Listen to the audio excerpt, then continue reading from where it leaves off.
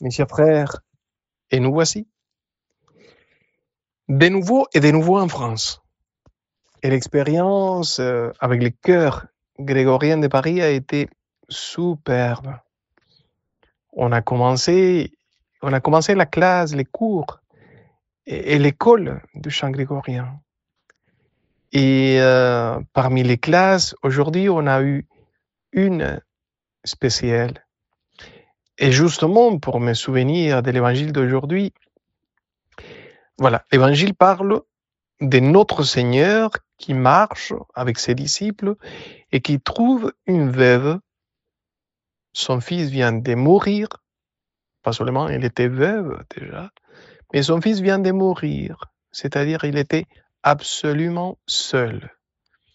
Donc, il s'approche du tombeau de cercueil et il regarde son fils et il lui dit « Ressuscite, lève-toi, prends la vie ». Et il reçoit la vie, il se réveille et il donne son fils à la maman. Ça, c'est très important en sachant, c'est la résurrection. Je suis la résurrection et la vie.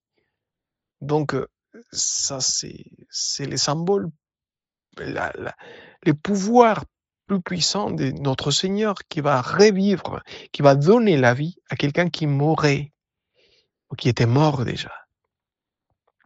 Ça, c'est l'expérience de la résurrection. Pas seulement celui-là d'un homme qui est ressuscité, qui va mourir après, mais la résurrection dans le sens du Christ qui nous donne à nous-mêmes la vie éternelle, la vie qui va durer tous les jours, dans laquelle la mort sera plus la mort. On va vivre avec lui pour l'éternité. Et en même temps, je me souviens d'une des classes qu'on a eues aujourd'hui avec une sœur super qui connaît la liturgie d'une manière tellement forte. Et aujourd'hui, elle a parlé des discours du pape Benoît XVI au début de son pontificat, l'année 2005, dans lesquels le pape, à l'époque, parlait d'une herméneutique de la continuité. Il disait que cela, c'est l'Église. C'est pas la guerre entre les uns et les autres qui vont dire on a raison, on a la vérité, on est les meilleurs, donc on pense au passé et on dit non, ils savaient pas raison, ils savaient pas la vérité, c'est nous qui avons la vérité. Il dit non, justement pas. Il faut pas savoir cela. Il faut continuer et il faut avoir l'herméneutique de la continuité.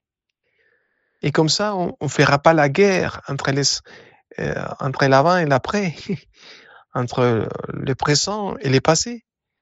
On aura la continuité d'une Église pleine de l'Esprit Saint qui va ressusciter doucement, qui va découvrir la présence du Christ ressuscité et qui va s'émerveiller tous les jours de plus en plus davantage de savoir cela qui lui donne, qui lui montre l'Esprit Saint.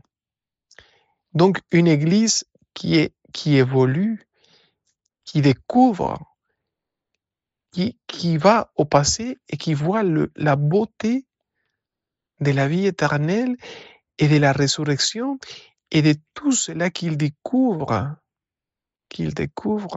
par la puissance de l'Esprit Saint. Donc, il ne faut pas être déçu en disant on devient le pire des temps. Non, même pas. Il y a l'Esprit Saint, l'Esprit du Christ ressuscité qui nous montre la vérité et la vie, qui nous fait ressusciter chaque fois plus. Et on est ressuscité avec lui.